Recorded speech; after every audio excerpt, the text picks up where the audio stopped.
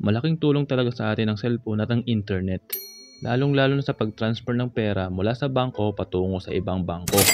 Ngayong araw kaibigan, tuturuan kita kung paano mag-transfer ng pera mula sa Landbank patungong GCash gamit ang Landbank iAccess. Nga pala ang ating channel ay namimigay ng GCash. Subscribe ka lang at i-like mo tong video at sabihin kung bakit ikaw ang dapat manalo ng ating GCash giveaway.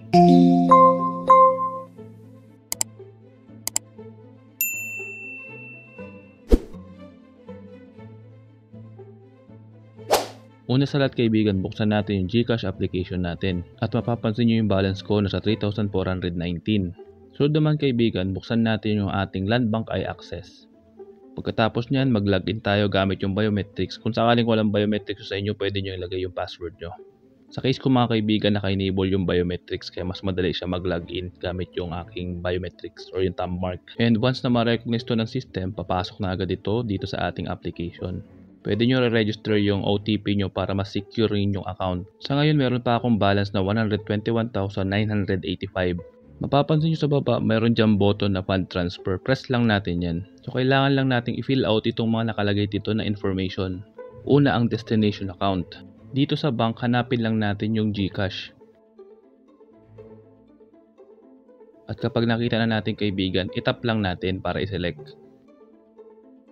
Sunod naman kaibigan ng account number. Dito madalas malito yung ibang gumagamit ng transfer. Ang ilalagay lang natin dito yung GCash number natin. Sunod naman ilagay natin yung pangalan ng receiver. Since account ko din naman ang gagamitin ko, pangalan ko ang ilalagay ko. Nga pala kaibigan, optional yung ilalagay mo yung mobile number at yung receiver email. Pero sa case ko para ma-notify ako na receive ko yung pera, nilagay ko yung phone number ko. Pagkatapos yung mga kaibigan, ilalagay na natin yung amount na ibibigay natin or transfer natin. Sunod naman, piliin natin yung InstaPay. Mas mabilis kasi yung transaction sa InstaPay. Sa purpose of fund transfer, kayo nang bahala mga kaibigan kung anong ilalagay ninyo. At kung na-review nyo na lahat ng details, lahat ng information dito sa ating transfer, maaari nyo nang pindutin yung transfer now. Kaibigan, reviewin mabuti kung ano yung nakalagay dito bago mo pindutin yung confirm button. At kung sigurado ka na, maaari mo nang pindutin yung confirm button. At once mapindot mo yung confirm button, magsisend sa'yo ng one-time PIN ang Landbank. Once ma-receive ang PIN, itype mo lang dyan kaibigan. Then, press mo na yung proceed.